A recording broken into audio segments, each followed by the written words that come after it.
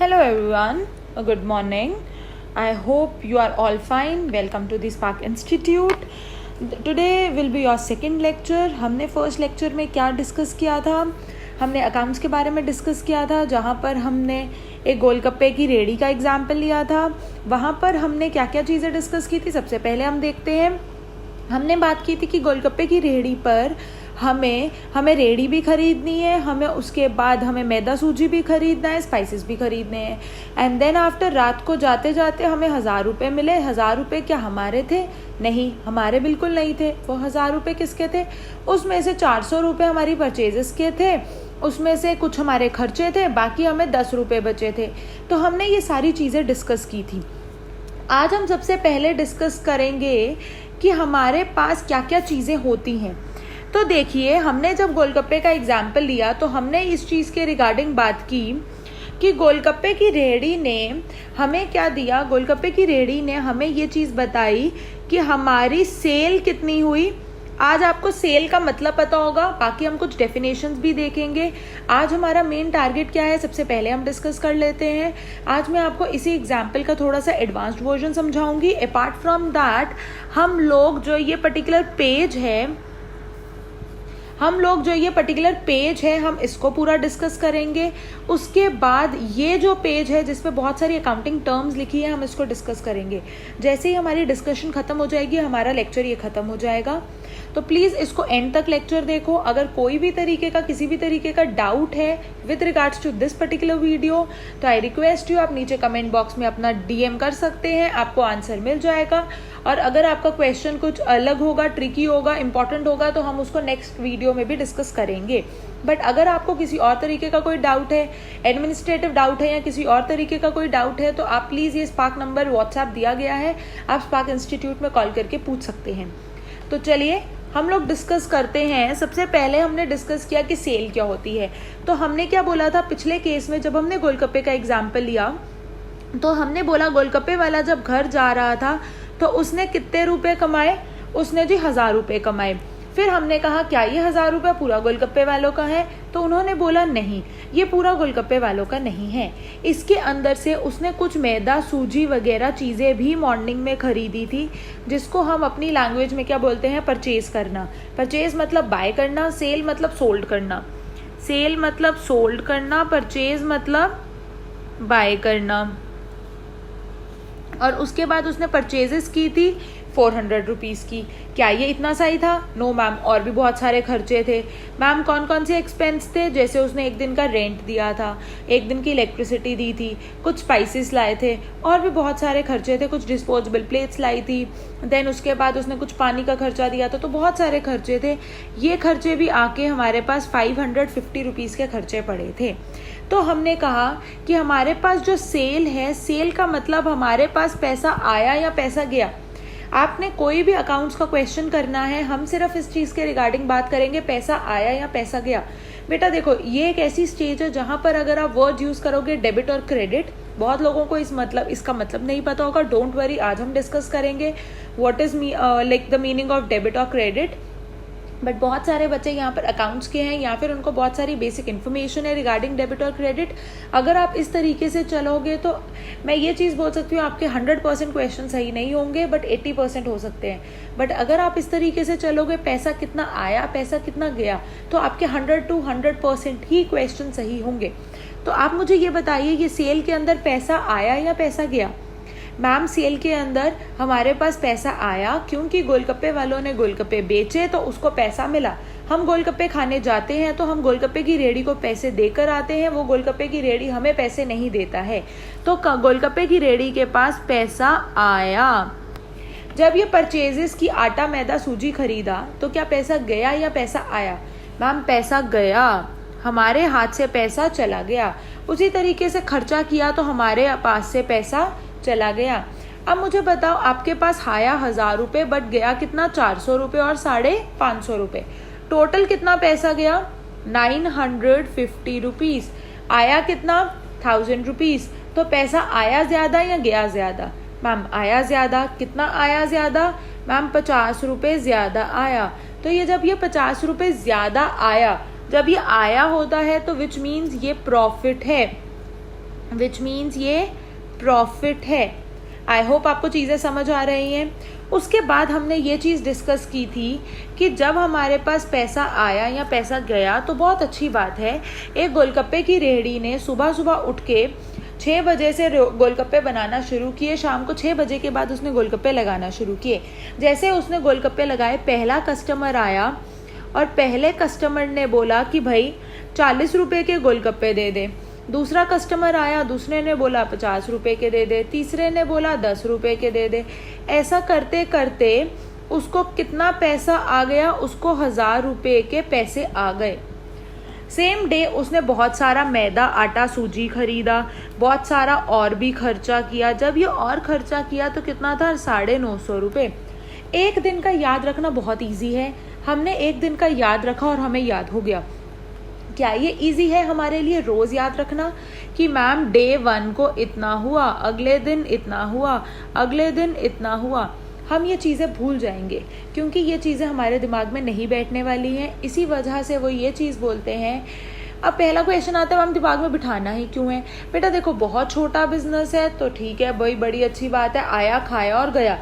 जैसे अगर आपने बहुत सारे वो देखे होंगे, जनरली जो डेली वेजर्स होते हैं, डेली वर्कर्स होते हैं, वो क्या करते हैं, उन लोगों के लिए मैटर करता है कि पर डे बेसिस पे वो पैसा देखें, पर डे चार्जेस देखें, पर डे कितना कमाया, कितना पैसा आया और कितना पैसा गया। बट अगर आपको बड़े लेवल पे बिजनेस में जाना है, जैसे अगर आपको अंबानी टाटा बनना है, तो आपको ईयरली चीज़ें देखनी होंगी। हमने ईयरली के अंदर लास्ट क्लास में डिस्कस किया था, एक करा था हमने कैलेंडर ईयर और एक हमने डिस्कस किया था फाइनेंशियल ईयर। बेटा आई रिक्वेस्ट यू, जिन्होंने पुरानी वीडियो नहीं देखी है उनको ये चीज़ें बिल्कुल समझ नहीं आएंगी, तो पहले पुरानी वीडियो देख लीजिए और उसके बाद ये वीडियो देख लीजिए। आपको डिस्क्रिप्शन बॉक्स में पुरानी का लिंक मिल जाएगा। तो हमने बोला कैलेंडर ईयर और फाइनेंशियल ईयर। कैलेंडर ईयर का मतलब जो कैलेंडर में दिखता है, और कैलेंडर में आपको पता है जनवरी से दिसंबर तक दिखता है, और फाइनेंशियल ईयर मैंने बताया था अप्रैल से लेकर मार्च तक होता है। तो देखिए, अगर आपको अंबानी टाटा तक का बिजनेस करना है तो बहुत इंपॉर्टेंट है आपको ईयर वाइज चीज़ें बनाएं।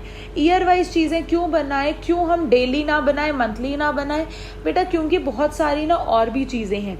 अभी आप धीरे धीरे देखोगे, या फिर अगर आपने कुछ ना कुछ पढ़ा होगा, जैसे बजट आता है हर साल। बजट हर साल आता है 1 फरवरी को। कितनी देर का बजट आता है, पढ़ा होगा शायद मैम, 1 ईयर का।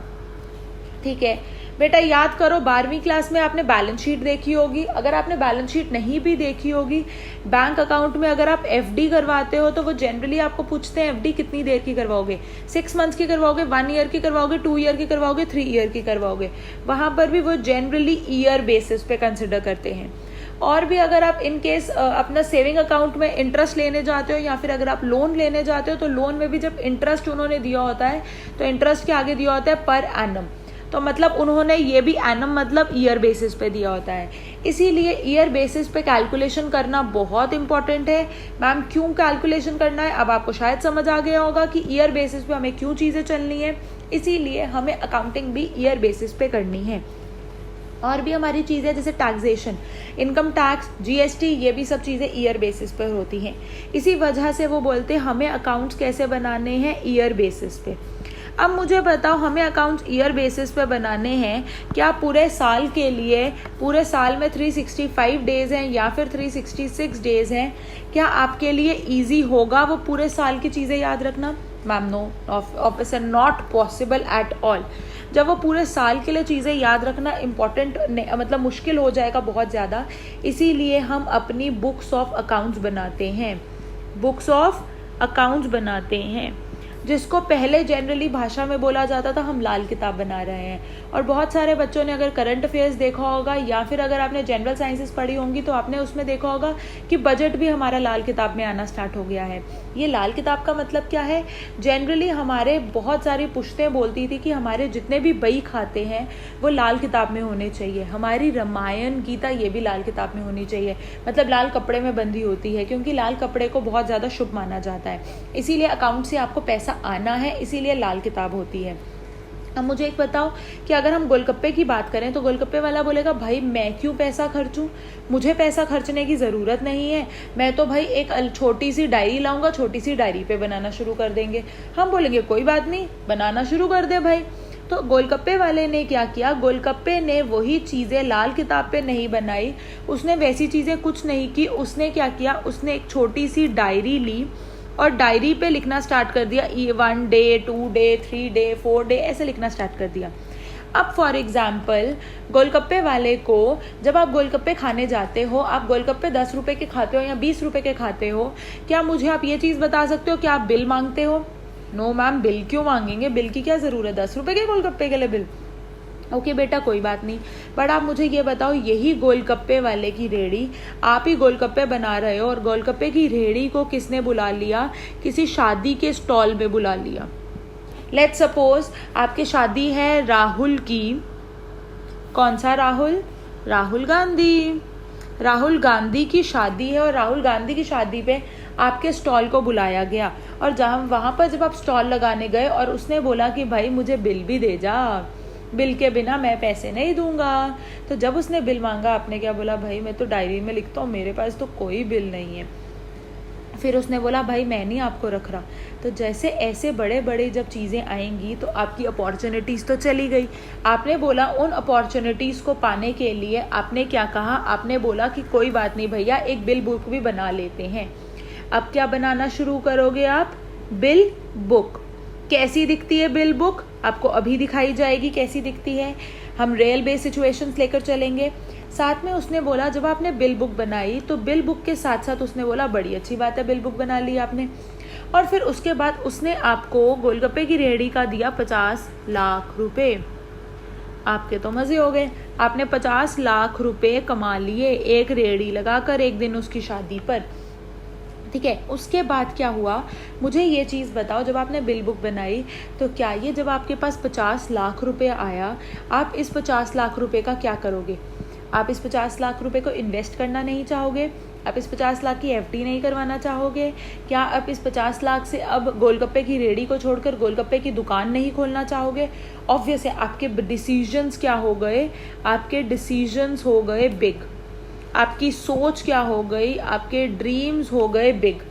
तो जैसे जैसे ये चीज़ें आना स्टार्ट हुई, आपने बोला कि भैया अब तो मुझे बड़े बड़े लेवल पर काम करना है, क्योंकि मेरा बड़े बड़े लेवल पर काम आ चुका है। जब ये बड़े बड़े लेवल पर काम आ चुका है तो आपने क्या बोला कि भाई अब तो मुझे वो डायरी जो है ना अपनी, वो डायरी को काट कर मुझे एक लाल किताब पर अपने अकाउंट्स बनाने चाहिए, क्योंकि मैं बड़ा इंसान बन गया हूँ। और अगर आप नहीं भी बनाओगे आप डायरी पे बना सकते हो।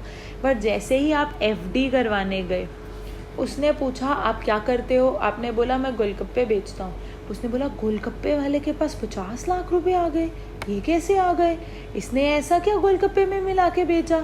तो भाई बहुत ज़रूरी है ये चीज़ें जानना। उसने आपके घर ना रेड डलवा दी।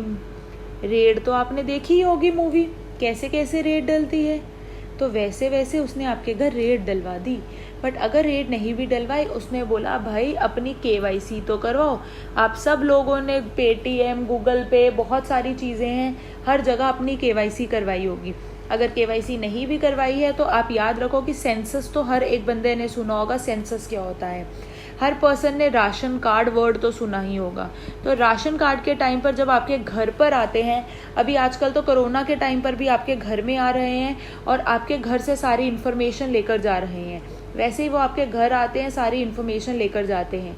और उसके बाद आपको बोलते हैं कि भाई अपने अकाउंट्स दिखाओ। आपने बोला भाई ये छोटी सी मेरी डायरी है, ये डायरी मैंने आपको पढ़ा दी। जब उसने डायरी देखी, उसने कहा डायरी में तो सारी चीज़ें लिखी हैं, क्या ये एक पुलिस वाले को आपकी डायरी समझ आएगी?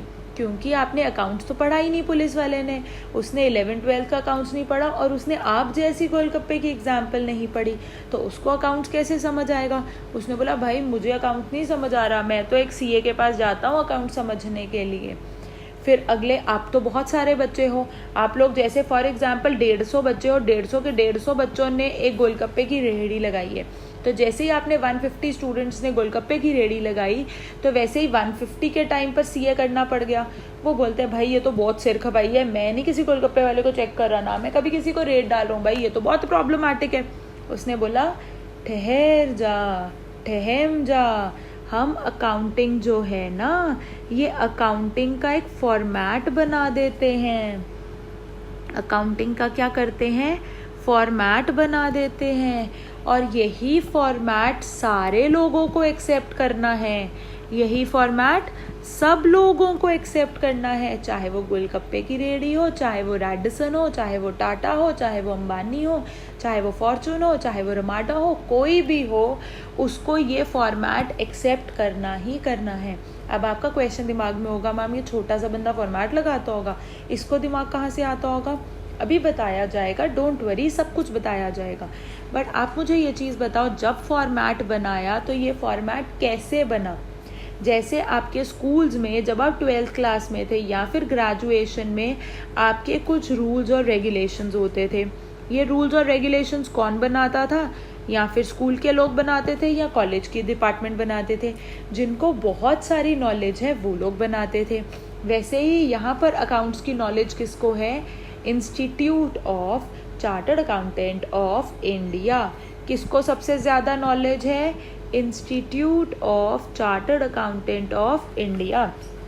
उसने एक रूल्स और गाइडलाइंस बनाई जो कि सारे लोगों को एक्सेप्ट करनी है, जिन गाइडलाइंस का नाम दिया gap, generally accepted accounting principle. क्या बोला? Generally accepted accounting principle. इस गैप को उन्होंने फॉलो किया। ये जनरली पहले तो इंडिया के बाहर ही आया था, उसके बाद इंडिया में भी आना स्टार्ट हो गया। जनरली एक्सेप्टेड अकाउंटिंग प्रिंसिपल के अंदर रूल्स और गाइडलाइंस हैं जो सबको अकाउंटिंग बनाते बनाते, एक फॉर्मेट को बनाते बनाते मद्देनज़र रखनी है, और सारे फॉर्मेट जो है वो इसी तरीके से बनाने हैं, और इसके अंदर कुछ स्टैंडर्ड्स लगते हैं। बहुत सारे बच्चों ने कॉन्स्टिट्यूशन स्टार्ट कर लिया होगा। कॉन्स्टिट्यूशन में आप वर्ड पढ़ते हो आर्टिकल। कुछ लोगों ने शायद कंपनी लॉ या कोई और लॉ पढ़ा होगा, वहाँ पर आपने पढ़ा होगा सेक्शन। अगर आपने ये सारी चीज़ें नहीं पढ़ी हैं, फिजिक्स में आपने पढ़ा होगा पॉइंट्स, नंबर, आइटम्स। तो सेम एज दैट यहाँ पर क्या बोलते हैं? Accounting standard. सबसे पहले हम बात करते हैं कि कुछ एक रूल्स और गाइडलाइंस बनाई गई, रूल्स और रेगुलेशंस बनाए गए। रूल्स और रेगुलेशंस किसने बनाए? गैप ने। Generally accepted accounting principles. उसके बाद इसके अंदर एक अकाउंटिंग स्टैंडर्ड होता है। अकाउंटिंग स्टैंडर्ड कौन बनाता है? Institute of chartered accountant of India. जब ये institute of chartered accountant of India बनाता है, ये अकाउंटिंग स्टैंडर्ड्स भी हमें सारे देखने हैं। अभी हम इसकी मैं आपको सारी डिटेल्स दूंगी, आप सारे नोट्स कॉपी कर सकते हैं, डोंट वरी। अब मुझे ये चीज़ बताओ, इसने फॉर्मेट किसका दिया होगा कि भाई जो डायरी बना रहा है, डायरी में डे 1 डे 2 करके अच्छे से लिखो? बिल्कुल जी, उसने एक फॉर्मेट दिया कि आपको क्या करना है। सबसे पहले बहुत इम्पॉर्टेंट है, जिस दिन आप पहले दिन गोलगप्पे बेचने गए, या पहले दिन आपने कोई सेल की, या पहले दिन आपने कोई परचेज़ की, या पहले दिन आपने कोई खर्चा किया, जो भी चीज़ की उसको लिखो अपने पास। डेट लिखो, आपने क्या किया, सेल की, परचेज़ की या खर्चा किया, और कितनी अमाउंट का किया।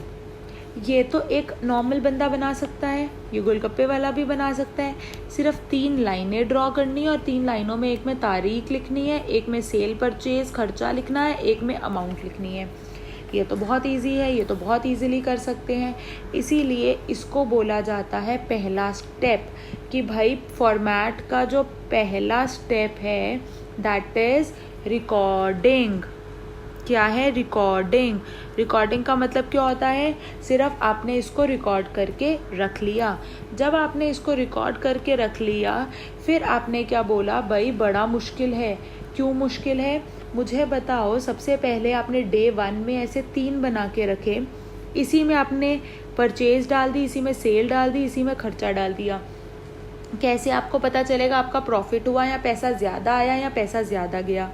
उन्होंने बोला भाई एक काम करो, परचेज का ना अलग से बना लो, सेल का भी अलग से बना दो, खर्चे का भी ना अलग से बना दो। इसका अलग से बनाने से क्या होगा? अलग से बनाने से क्या होगा? आपकी सारी सेल्स यहाँ आ जाएंगी, परचेजेस यहाँ आ जाएंगी, खर्चे यहाँ आ जाएंगे। आपको टोटल खर्चा पता चल जाएगा, टोटल परचेज पता चल जाएगी, टोटल सेल पता चल जाएगी, और फिर आपके लिए बहुत ईजी हो जाएगा। वो बोलता है इसको आप क्या बोलते हो, ये पहले स्टेप को जब आप सिर्फ एक ही में तारीख डाल के लिखते हो that is known as recording. और जब आप तीनों को अलग अलग करते हो, याद रखो 11th क्लास में स्टैटिस्टिक्स पढ़ा होगा या फिर बहुत ज़्यादा जगह जब हमें घर में बोला जाता है बर्तन को यहाँ रखो, प्लेट्स को यहाँ रखो, स्पून्स को यहाँ रखो, तो हम क्या बोलते हैं, हमने क्या किया, क्लासिफिकेशन। तो बोलते हैं इसकी क्या कर लो, क्लासीफाइंग। सबसे पहले क्या करो, रिकॉर्ड करो, एक ही जगह हर चीज़ रिकॉर्ड कर दो, फिर उसके बाद उसकी क्या करो, क्लासिफिकेशन। जब क्लासिफिकेशन हो गई फिर सबको टोटल कर दो पूरे साल का, क्योंकि आपको तो पूरे साल का बनाना है। और जब आपको टोटल करना होता है तो आपको क्या बोला जाता है, समराइजिंग।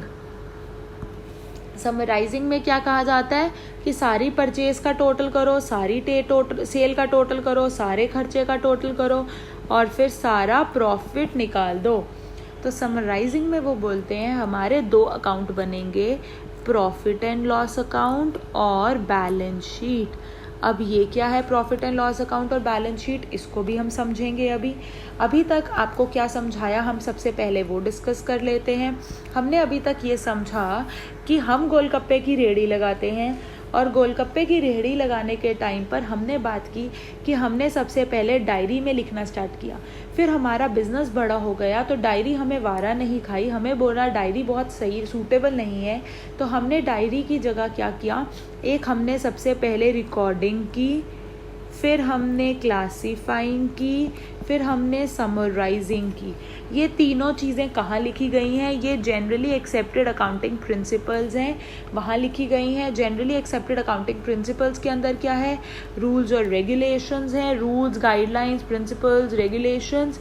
और ये रूल्स और गाइडलाइंस प्रिंसिपल रेगुलेशंस के अंदर एक अकाउंटिंग स्टैंडर्ड्स भी आते हैं, जो कौन बनाता है, institute of chartered accountant of India. Recording के अंदर सारी इकट्ठी कर दी, क्लासीफाइंग के अंदर सारे डिफरेंट की, समराइजिंग में आपने दो अकाउंट बनाए, प्रॉफिट एंड लॉस अकाउंट और balance sheet. I hope you are able to get it. अब हम आगे स्टार्ट करते हैं। सबसे पहले हम ना थोड़ा सा पढ़ लेते हैं क्या क्या चीज़ें अभी तक हमने पढ़ी हैं, ठीक है। तो देखें, अब हम देखते हैं। सबसे पहले मैंने आपको बोला हमारे सिलेबस में है फाइनेंशियल अकाउंटिंग। हमारे सिलेबस में क्या है, फाइनेंशियल अकाउंटिंग। अब ये फाइनेंशियल अकाउंटिंग का मतलब क्या होता है, मैंने आपको बताया था फाइनेंस का मतलब क्या होता है, पैसा। जहाँ पर भी पैसा आता है, पैसा जाता है, उस अकाउंटिंग को हम बोलते हैं फाइनेंशियल अकाउंटिंग। और भी बहुत सारी अकाउंटिंग है, लेटर ऑन डिस्कस करते हैं। सबसे पहले उन्होंने बोला अकाउंटिंग का मतलब क्या है। हमने बोला अकाउंटिंग के अंदर हमें उन्होंने एक फॉर्मेट दिया गया है। किसने फॉर्मेट दिया है, बोलो बेटा। रूल्स रेगुलेशंस गाइडलाइन प्रिंसिपल्स किसने दी हैं, generally accepted accounting principles, gap. बहुत बढ़िया। और मुझे बताओ इसके अंदर अकाउंटिंग स्टैंडर्ड्स किसने बनाए हैं, institute of chartered accountant of India. हमने अकाउंटिंग के अंदर क्या पढ़ा, सबसे पहले गोलगप्पे की रेहड़ी वाला सिर्फ एक ही के अंदर सब कुछ लिख लेगा, सेल परचेज और प्रॉफिट्स, खर्चा, फिर तीनों को अलग अलग करेगा, फिर उसके बाद टोटल समराइज करेगा। तो हमने यहीं पर ये चीज़ें पढ़ी, सबसे पहले रिकॉर्डिंग, फिर क्लासीफाइंग और फिर समराइजिंग। बहुत बढ़िया। अब वो बोल रहा है रिकॉर्डिंग, क्लासीफाइंग और समराइजिंग बहुत सारे अकाउंट्स हैं। फाइनेंशियल अकाउंटिंग सिर्फ किसका ट्रैक रखते हैं, फाइनेंशियल ट्रांजैक्शंस का। और मैंने कल आपको मतलब बताया था ट्रांजैक्शंस का। कोई मुझे बता सकता है ट्रांजैक्शंस का मतलब क्या है, बेटा नीचे आप कमेंट बॉक्स में लिख सकते हैं ट्रांजैक्शंस का मतलब क्या है। ट्रांजैक्शंस का मतलब बताओ। मैंने आपको बोला था जब भी हम कोई भी चीज़ करेंगे, चाहे हम खरीदारी करेंगे, चाहे हम बेच करेंगे, चाहे हम खर्चा करेंगे, कुछ भी चीज़ करेंगे, पैसा आएगा पैसा जाएगा, हम उसको क्या बोलते हैं, ट्रांजैक्शन। यहाँ पर हम जनरली क्या बोलते हैं, ट्रांजैक्शन। और बोल रहे हैं पैसों वाली ट्रांजैक्शन होगी तो that is known as financial accounting. अगली अकाउंटिंग क्या है, कॉस्ट और मैनेजमेंट अकाउंटिंग और टैक्स अकाउंटिंग।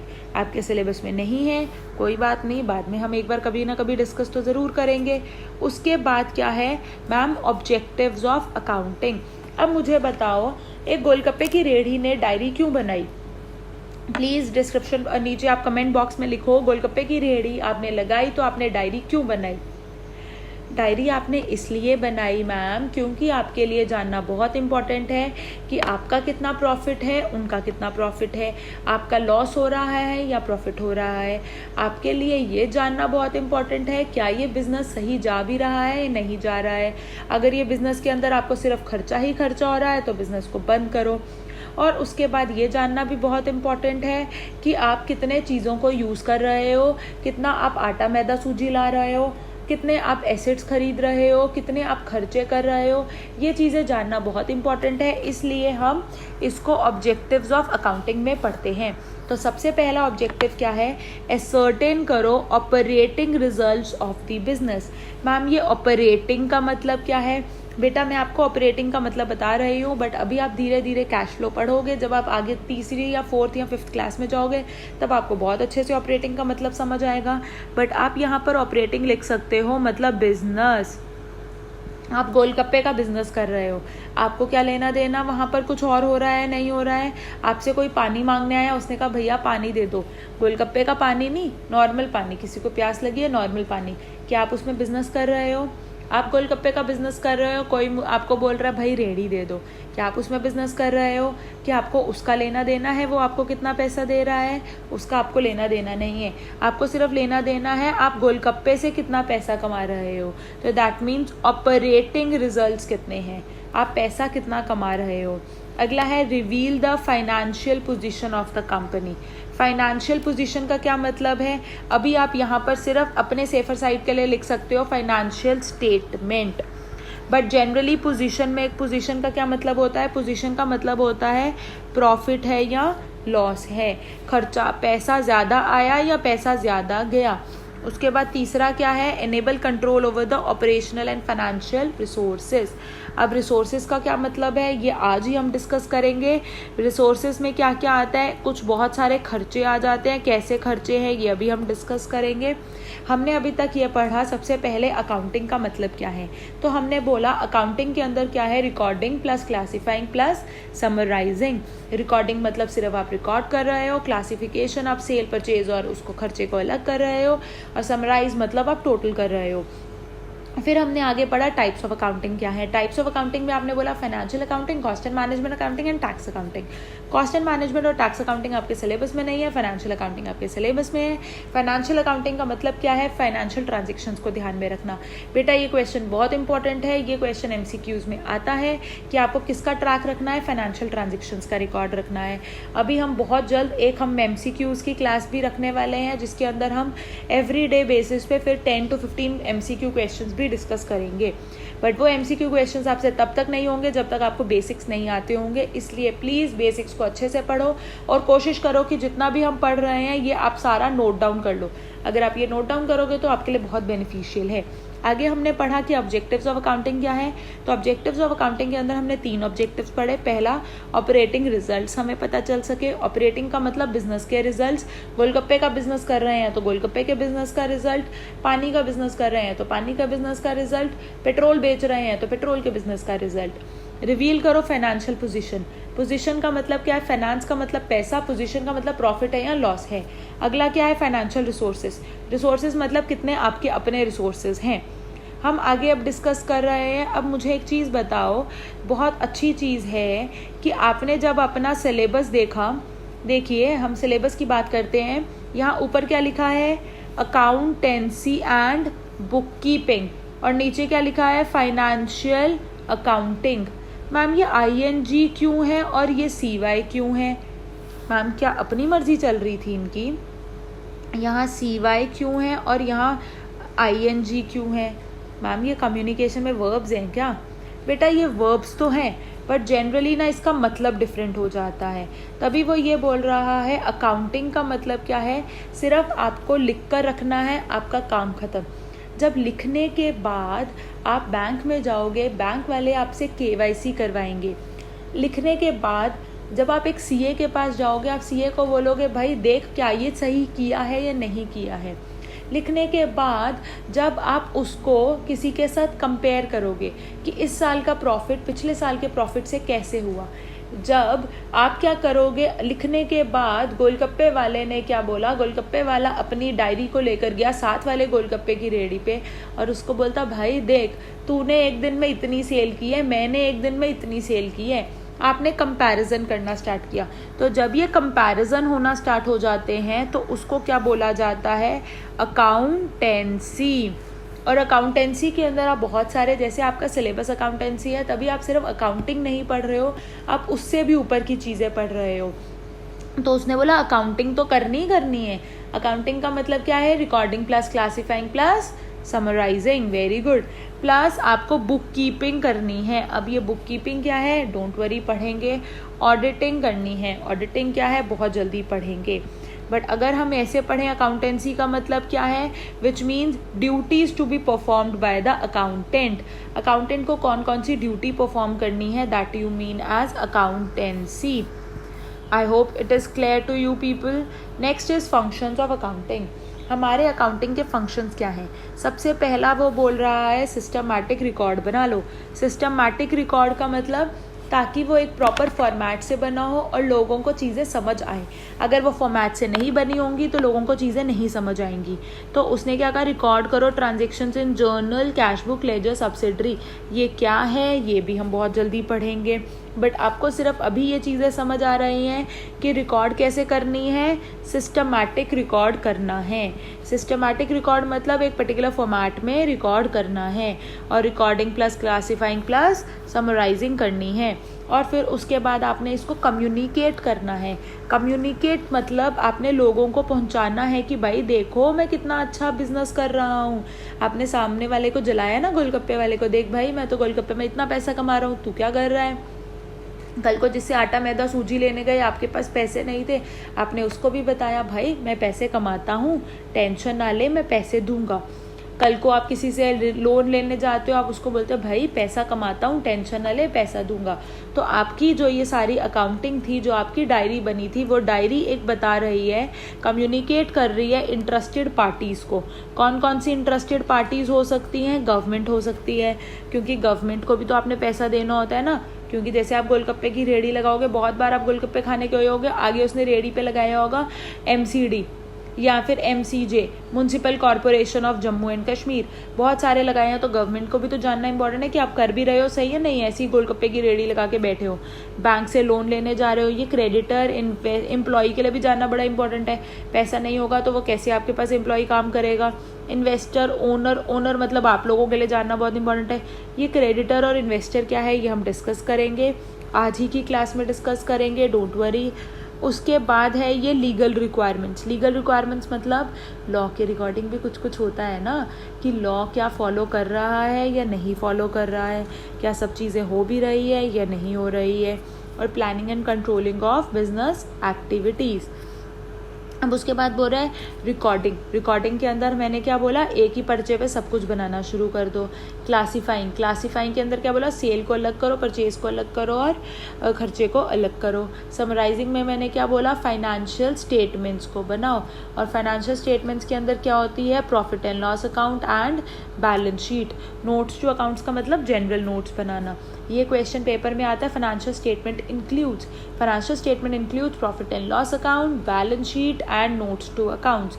एक क्वेश्चन पेपर में आता है फंक्शंस ऑफ अकाउंटिंग। क्या is there any function of accounting, या फिर आता है choose one of the function of accounting. Keeping systematic record, communicate, legal requirement किस तरीके से होती है। और कभी कभी क्वेश्चन आ जाता है recording means what, classifying means what, summarising means what, objectives आ जाते हैं। और अगला आता है अकाउंटिंग का मतलब क्या होता है। I hope you are able to get it. हर चीज़ आपको समझ आ गई। अब हम अगला डिस्कस कर रहे हैं कुछ अकाउंटिंग टर्म्स। ये आप अकाउंटिंग टर्म्स पढ़ चुके हो, बट हम इसको एक बार दोबारा से फिर से डिस्कस करते हैं। सबसे पहले मैंने आपको बोला अकाउंटिंग। आपने क्या बोला, अकाउंटिंग इज इक्वल टू, बेटा प्लीज़ डिस्क्रिप्शन नीचे कमेंट बॉक्स में लिखो, accounting is equal to recording plus classifying plus summarising. तो उन्होंने बोला systematic way of recording. Systematic क्या मतलब, फॉर्मेट एक बनाओ रिकॉर्डिंग का फाइनेंशियल ट्रांजेक्शन्स के लिए, बिजनेस के लिए। बेटा ये जनरली मैंने जो ग्रीन पेन, रेड पेन, ये बहुत सारे पेन्स यूज़ किए हैं। प्लीज़ नोट्स इस तरीके से बनाना, क्योंकि आपके पेपर में ना क्वेश्चन आता है accounting includes What kind of transaction? Financial kind of transaction, economic kind of transaction, non-economic kind of transaction और non-financial transaction. तो आपको पता है it includes financial transaction. तो financial transaction लिखा होगा तो बहुत अच्छे से समझ आ जाएगा. ठीक है, आगे आपने पढ़ा है सेल्स. सेल्स में 2 दिन से आपको बता रही हूँ सेल्स का मतलब क्या होता है. मैम कोई भी चीज़ आप सेल करेंगे, गोलगप्पे वाले ने गोलगप्पे बेचे मीन सेल्स. बस करो ना अब. तो बेटा वही चीज़ है. Sales means activities related to selling of goods और सर्विसेज. आपने गुड्स और सर्विसेज को बेचा तो उसकी एक्टिविटी हुई. अब आप मुझे एक चीज़ बताओ, गोलगप्पे की एग्जाम्पल छोड़कर हम कोई एग्जाम्पल लेते हैं कपड़े की. आप जाते हो कपड़े ख़रीदने. आप जैसे ही कपड़े ख़रीदने गए, आप अपने घर लेकर आए, आपको कपड़ा पसंद नहीं आया. बहुत बार होता है, क्या करते हो उसको कि भाई अब तो वो वापस ही नहीं हो सकता, अब तो कुछ नहीं हो सकता, अब कपड़ा घर ही रखेंगे, हमारा तो नुकसान हो गया. नो मैम, ऐसा तो बिल्कुल नहीं है. हम तो ऑन स्पॉट चले जाते हैं, भाई वापस करना ही पड़ेगा, ऐसा तो कुछ हो नहीं सकता. तो बेटा उसको बोला जाता है सेल्स रिटर्न. पहले बंदे ने, मतलब एक शॉपकीपर ने, हम बिग बाज़ार की बात करते हैं, बिग बाज़ार ने एक सेल की, बिग बाज़ार ने एक आपको बेचा, उसके बाद आपको पसंद नहीं आया, आप उसको वापस करने गए, तो हमने क्या बोला, सेल्स रिटर्न. रिटर्न कौन करता है, बायर. किसको करता है, सेलर को. तो return of goods by the buyer to seller. But यही सेल्स रिटर्न को एक दूसरे नाम से जाना जाता है, रिटर्न इनवर्ड. इनवर्ड क्यों, आउटवर्ड क्यों नहीं. मुझे बताओ, जब आपने सेल की तो आपके पास क्या आया, पैसा आया, गुड्स चले गए. मैम गुड्स का मतलब नहीं पता. बेटा कोई बात नहीं, बताया जाएगा. आपने क्या बोला, बिग बाज़ार से आपने कुछ ख़रीदा, टी शर्ट ख़रीदी, तो टी शर्ट चली गई आपके पास और पैसा बिग बाज़ार के पास आ गया. जब आप टी शर्ट वापस करवाने गए तो टी शर्ट के पैसे आपको बिग बाज़ार ने वापस किए और टी शर्ट अपने पास रख ली. टी शर्ट किसके पास वापस आ गई, बिग बाज़ार के पास. तो टी शर्ट आ गई मतलब इन हो गई, which means return inward. Same हम परचेज का भी पढ़ते हैं. परचेज का मतलब क्या है, तो बेटा परचेज के अंदर आपको मैंने ये चीज़ बताई थी कि परचेज का मतलब होता है टू बाय समथिंग. जब आपने बाय किया, तो आपने जब बाय की चीज़ तो उसके अंदर क्या किया आपने, परचेज रिटर्न हुई. परचेज रिटर्न मतलब आपको टी शर्ट पसंद नहीं आई, आपने टी शर्ट वापस की, तो आपकी साइड से क्या हो गई, टी शर्ट चली गई. किसके पास चली गई, बिग बाज़ार के पास चली गई. बिग बाज़ार के लिए वो क्या हो गया, सेल्स रिटर्न. आपके लिए क्या हो गया, परचेज रिटर्न. बहुत अच्छे बेटा. अब आपने देखा परचेज और सेल भी देख ली. अब मुझे बताओ क्या ज़रूरी है, आपने मैदा, आटा, सूजी गोलगप्पे वाले ने क्या बोलते हैं अपने पैसों से ही ख़रीदा था. नो मैम, उसने तो उधार पे भी ख़रीदा था. तो बेटा वही चीज़ है. अब इसको बहुत अच्छे से ध्यान रखना. This is one of the most important topic of accounting. अगर आपको ये चीज़ समझ आ गई, आपको लाइफ में दोबारा कभी कोई इशू नहीं होने वाला with respect to debit credit, with respect to कि भाई परचेज रिटर्न और सेल्स रिटर्न क्या होती है. अब मुझे ये चीज़ बताओ, आपने जब गोलगप्पे लिए, ठीक है, आपने गोलगप्पे की रेहड़ी लगाई, आपने आटा, मैदा, सूजी खरीदने गए, तो आपने परचेज़ करने गए या सेल करने गए. मैम हम परचेज़ करने गए. कोई बात नहीं. जब आप परचेज़ करने गए तो आप मुझे एक चीज़ बताओ, जैसे ही आप परचेज़ करने गए, क्या आपने आटा, मैदा, सूजी के लिए पैसे दिए उसको.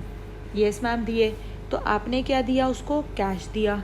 आपके हाथ से कैश चला गया या कैश आ गया. मैम कैश चला गया. चलो जी, बहुत अच्छी बात है. बट अगर आपके पास सुबह आटा, मैदा, सूजी खरीदने के पैसे ही नहीं थे, फिर आपने क्या किया, गोलगप्पे की रेहड़ी नहीं लगाओगे क्योंकि मैम पैसा ही नहीं है. गोलगप्पे की रेहड़ी नहीं लगाओगे तो पैसा नहीं कमाओगे. पैसा नहीं कमाओगे तो अगले दिन कैसे चलाओगे, तो ऐसा तो हो नहीं सकता. आपने उसके पास गए, दुकानदार के पास, आपने उसको बोला भैया मुझे ना उधार पे दे दो, मैं आपको शाम को पैसा कमा के ना वापस कर दूंगा. तो आपने क्या किया, उधार पे लिया. और उधार को यहाँ पर क्या बोला जाता है, क्रेडिट पे लिया. मुझे ना थोड़ी उधार के स्पेलिंग अब मुझे नहीं पता यही है या क्या है, प्लीज़ थोड़ा सा माफ़ी देना. बट आपने क्या किया, क्रेडिट पे लिया. आपने जिससे किससे लिया, दुकानदार से लिया. उस दुकानदार को आपके लिए क्या बोला जाएगा, क्रेडिटर. क्रेडिटर. अब मुझे ये चीज़ बताओ, वो तो क्रेडिटर बन गया। मुझे एक चीज़ प्लीज़ कमेंट बॉक्स में लिख के भेजना, क्या आपके लिए ये कर्जा है या पैसा आएगा? आपने आटा मैदा सूजी खरीदा, उधार पे खरीदा, आपके लिए ये कर्जा हो गया। कर्जा मतलब आपने उसको पैसा देना है, आपके ऊपर ये टेंशन हो गई या आपके ऊपर ये खुशी है कि भाई पैसा आना है? मैम हमारे लिए कर्जा है ये। बेटा देखो, नो चेंजेस इन कैश, और ये हमारे लिए क्या है? कर्जा। हम बाद में देखेंगे ये कर्जा क्यों लिखा है। सेम चीज़ अब हम सेल्स में देखते हैं। आपसे कोई गोलगप्पे खाने के लिए आया, उसने आपको कैश दिया, आपके पास कैश क्या हो गया? बढ़ गया। बट अगर उसने आपको बोला भाई आज क्या उधार पे दे दे, कल ले लियो पैसे, तो आपने उसको क्रेडिट पे दिया। देखो यहाँ पर भी क्रेडिट है, यहाँ पर भी क्रेडिट है, क्योंकि इस क्रेडिट का मतलब क्या है? उधार। इस क्रेडिट का मतलब क्या है? उधार। बट यहाँ पर जो बंदे को आप देते थे उसको क्या नाम था? क्रेडिटर। यहाँ पर वो आपका क्या बन गया? डेटर। वहाँ पर आपने उसको कर्जा था, यहाँ पर आपको पैसा आना है। तो यहाँ पर आपको पैसा आना है सेल्स में, क्योंकि आपके लिए कर्जा नहीं है, आपके पास पैसा आना है, तो पैसा आएगा। यहाँ पर आपके लिए क्या बन गया? कर्जा। I hope you are able to get it. नहीं समझ आया, वापस से इसको बैक करके एक बार ध्यान से पढ़ो। हम इसको यहाँ तक ही रखते हैं, जनरली एक्सेप्टेड अकाउंटिंग प्रिंसिपल्स एक बार हम पढ़ लेते हैं। चलो कोई नहीं, मैंने आपको बताया जनरली एक्सेप्टेड अकाउंटिंग प्रिंसिपल्स क्या होते हैं? रूल्स और गाइडलाइंस। बिजनेस बनाती है ताकि उसको एक फॉर्मेट बनाना पड़े, सिस्टमैटिक रिकॉर्डिंग करना पड़े। फाइनेंशियल स्टेटमेंट्स कैसे बनती हैं? अकाउंटिंग स्टैंडर्ड्स के थ्रू बनती है। अकाउंटिंग स्टैंडर्ड्स कौन बनाता है? ICAI, institute of chartered accountant of India. Covered किस में है? Schedule 3 of companies act. Ma'am ये क्या है? कुछ समझ नहीं आया। बेटा कोई बात नहीं, हम इसको नेक्स्ट क्लास में बहुत अच्छे से डिस्कस करेंगे, क्योंकि सबसे पहले अब हम परचेज और सेल पे ना कुछ और क्वेश्चंस डिस्कस करेंगे, ताकि आपको क्वेश्चन समझ आ जाए और फिर ही हम चीज़ों को पढ़ पाएँ। अभी आज हमने क्या क्या चीज़ें पढ़ी? मैम आज हमने ये चीज़ें समझी कि हमारे पास परचेज और सेल कैसे होती है, क्या हम उधार पे करते हैं, कैश पे करते हैं, पैसा आएगा, पैसा जाएगा। हम जब रिकॉर्डिंग करते हैं तो हमने एक डायरी बनाई, डायरी में हमने एक तरीके की रिकॉर्डिंग की, फिर हमने उसको क्लासीफाई किया, सेल को अलग, परचेज को अलग, खर्चे को अलग, फिर उसके बाद हमने उसको समराइज़ किया प्रॉफिट और लॉस निकालने के लिए। सेल्स अगर वापस करेंगे तो सेल्स रिटर्न, परचेज वापस करेंगे तो परचेज रिटर्न। परचेज रिटर्न हुई तो आपके पास से गुड वापस चला गया, सामान वापस चला गया तो आ गया आउटवर्ड। सेल्स रिटर्न में सामान आ गया तो क्या हो जाएगा? Inward. I hope you are able to get it. Please बेटा कमेंट बॉक्स में लिख दो, कोई भी तरीके का क्वेश्चन का डाउट है, we will take each and every doubt. और अगर आपको कोई और एकेडमिक डाउट है या एडमिनिस्ट्रेटिव डाउट है तो आपको नंबर दिया गया है यहाँ पर, ये आपका नंबर अवेलेबल है, व्हाट्सएप नंबर स्पार्क इंस्टीट्यूट का, तो आप यहाँ पर व्हाट्सएप कर सकते हैं, सारी इन्फॉर्मेशन आपको वहाँ से मिल जाएगी। I hope you are satisfied, I hope you are able to get each and everything. So keep listening, subscribe to this particular channel, like this particular video, और कमेंट करके बताओ कि आपको ये वीडियो कैसी लगी, आप क्या और वीडियोस चाहते हो। हम लोग ये नेक्स्ट क्लास आपकी कल या फिर परसों रखेंगे। प्लीज़ आप अपने कमेंट सेक्शन पे इस चीज़ के रिगार्डिंग इन्फॉर्मेशन दे सकते हैं। आई होप यू लाइक इट।